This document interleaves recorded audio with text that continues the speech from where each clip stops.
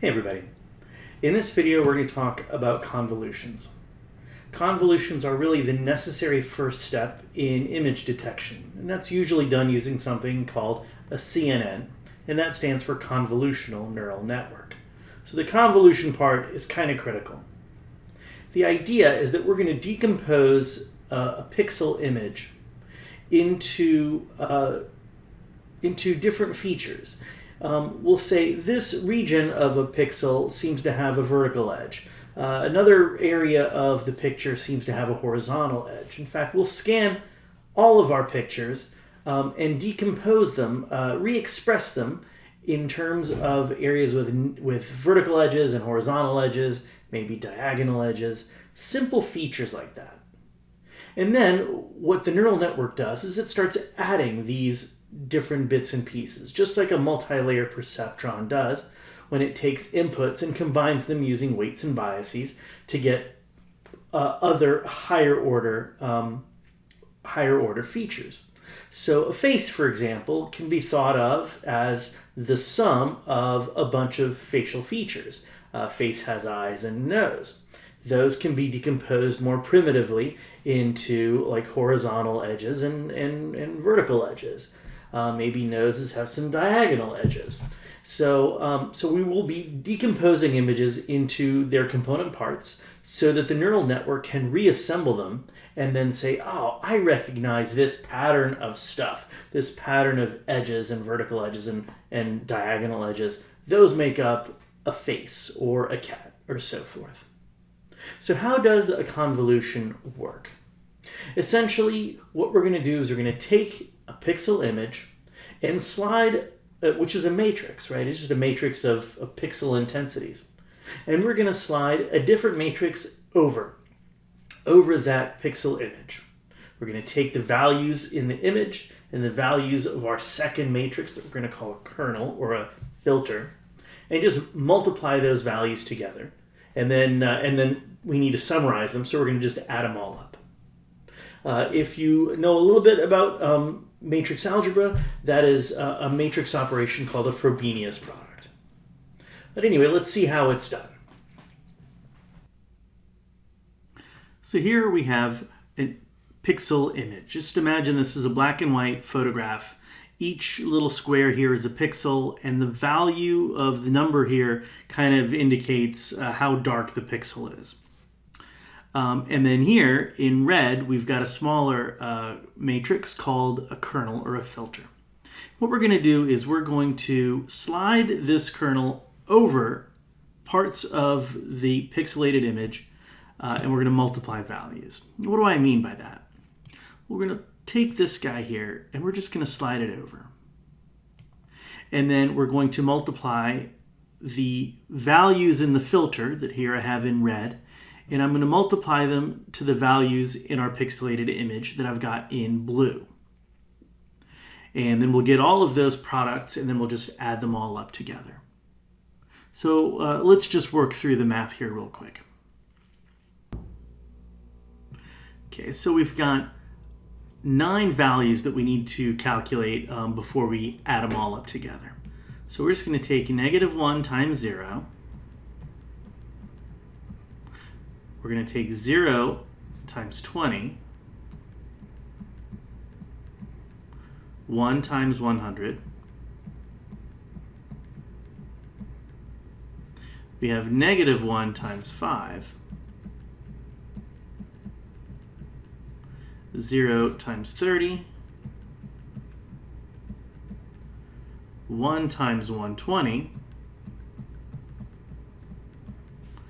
-1 times 110, 0 and 115, and 1 and 100. And then we just need to add all of these up together.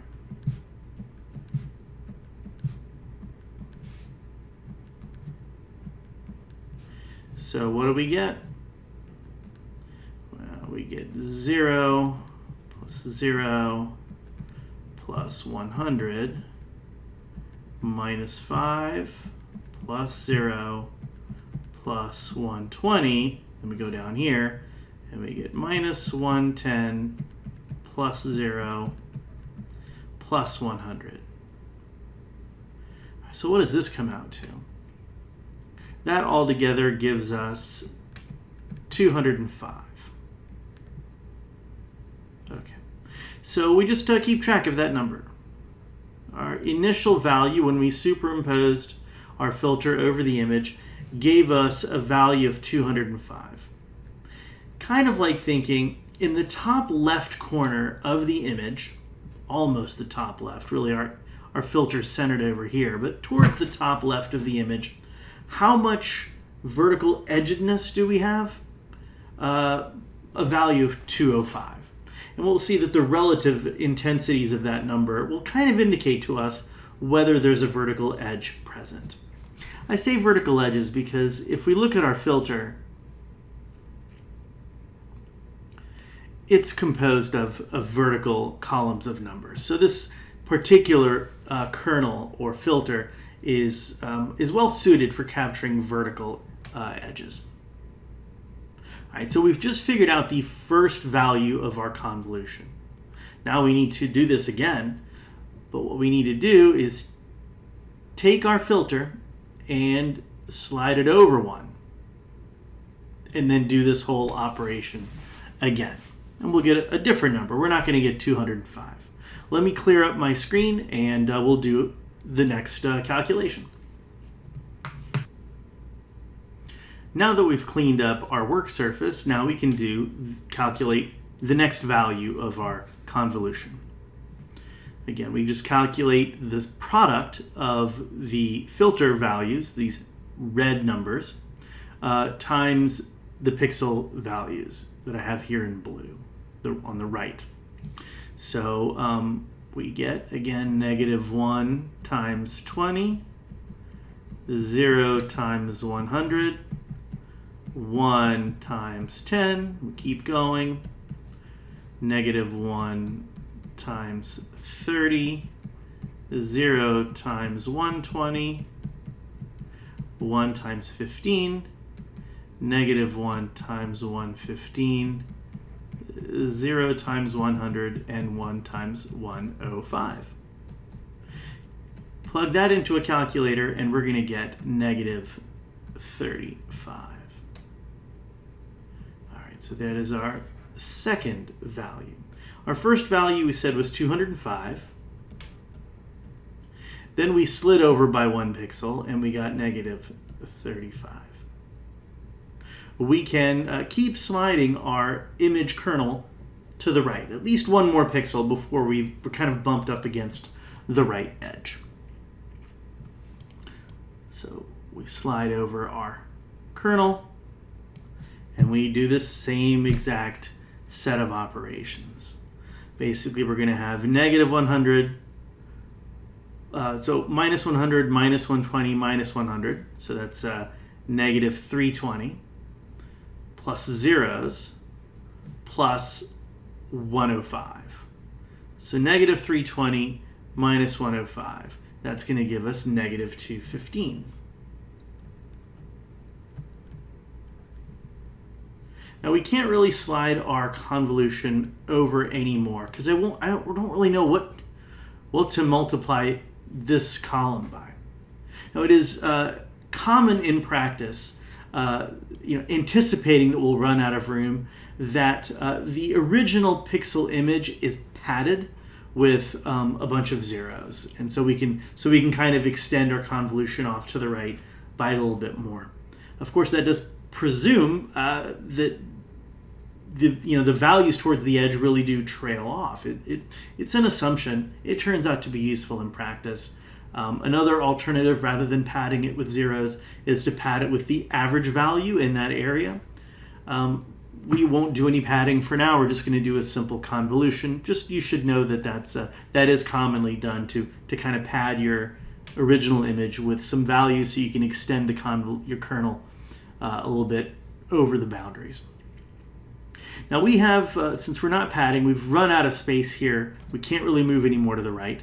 So what's left? Well, we still have tons of unexplored places in our image. So we can just move down by a pixel and then start over on the left. And we just repeat this process all over again.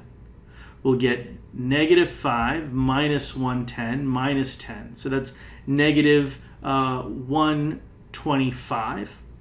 We get a bunch of zeros plus 1 times these. So that's 120, 220,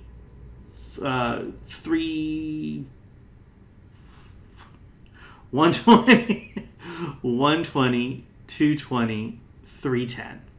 So 310 minus, what the heck was this? I forget, but we add all those up and we should get, if I did my math right, 185. I did it ahead of time.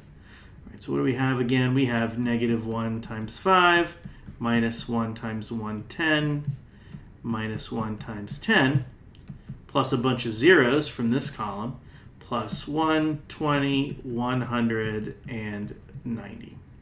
And that should give us 185. We can slide over one more time, and I think you get the idea.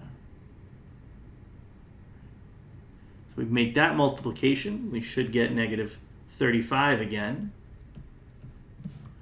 Slide over one more time. We should get negative 195. We've run out of room on the right. We still have a little bit of image left to explore. So we go down 1 pixel and then start over.